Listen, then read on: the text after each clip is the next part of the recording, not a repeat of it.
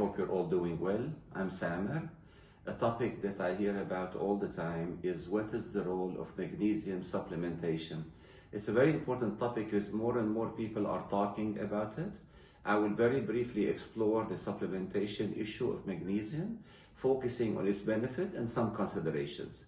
Most importantly, magnesium is very crucial, especially for muscle and also for nerve function. It's also very important for energy production and for heart health. Many of you could be using magnesium currently as I speak. I personally take it intermittently. It can also help in maintaining a very steady heartbeat, maybe regulate blood pressure, and sometimes it's important to take it to support bone health, especially in older patients. For example, I use it on my own mother, and I'm sure you could consider it for your family members. The confusion arises when we talk about the different forms of magnesium. As you may know, there is magnesium oxide, there is magnesium citrate, there is magnesium glycinate, which is very commonly used, and there is also something called magnesium taurate. So what's the difference? Very briefly, if we think about the magnesium oxide, it's often used really for the GI tract, for the stomach, and for indigestion and for constipation.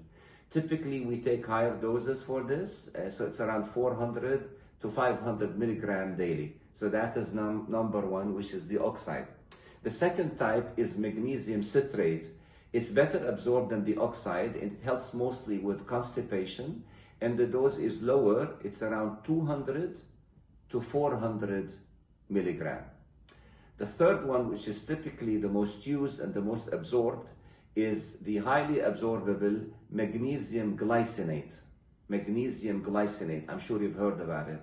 It's quite beneficial for anxiety, depression, and sleep, and it's often 100 to 200 milligram. I have a huge number of patients who started taking magnesium glycinate and had remarkable improvement in their sleep pattern, in their mood, and in many cases the affective disorder of either depression or anxiety. It's not always the case, but in many times it does work very nicely. And then finally there is magnesium taurate, which is beneficial especially for my expertise, which is heart health, supporting heart rhythm, and very importantly energy metabolism. So again, there is the oxide, there is the citrate, there is the glycinate, and the taurate. If you have any kidney issues, then we have to be more cautious. If you have impaired kidney function, please consult your doctor at all times, but especially if you have kidney dysfunction. Always consult the healthcare provider because it's important to know about what you are using as supplement. To conclude, magnesium is quite versatile and an important supplement with many benefits when used correctly. Please consider it only after consulting your doctor. Thanks for listening.